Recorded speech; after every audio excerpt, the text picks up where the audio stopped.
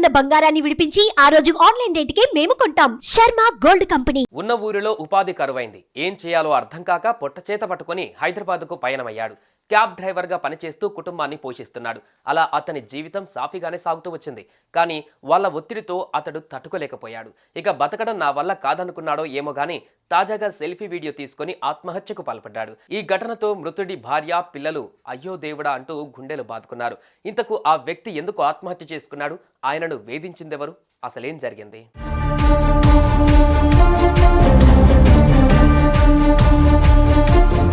ఏపీలోని శ్రీకాకుళంకు చెందిన సంతోష్ అనే వ్యక్తి ఉపాధి నిమిత్తం గతంలో హైదరాబాద్కు వచ్చాడు. జీడిమెట్ల పరిధిలోని రంగానగర్లో భార్య, పిల్లలతో నివాసం ఉంటున్నాడు. అయితే సంతోష్ హైదరాబాద్లో క్యాబ్ నడుపుతూ కుటుంబాన్ని పోషిస్తున్నాడు. కొన్నాళ్ల పాటు ఎలాంటి ఇబ్బందులు లేకుండా వీరి సంసారం సాఫీగానే సాగింది. అయితే పిల్లల ఫీజుల కోసం సంతోష్ వద్ద డబ్బు లేకపోవడంతో ఓ వడ్డీ వ్యాపారి వద్ద కొంత అప్పుకు తీసుకున్నాడు. నెల నెల మిత్తి చెల్లిస్తూ వచ్చాడు.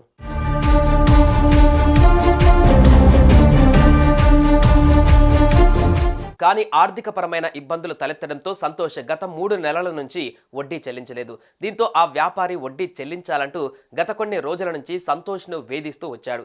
ఇక రాను రాను ఆ వేధింపులు మరింత ఎక్కువయ్యాయి. దీంతో అతడి ఒత్తిడిని భరించలేకపోయిన సంతోష్ మంగళవారం సంచలన నిర్ణయం తీసుకున్నాడు. సెల్ఫీ వీడియో తీసుకుని ఆత్మహత్య చేసుకున్నాడు.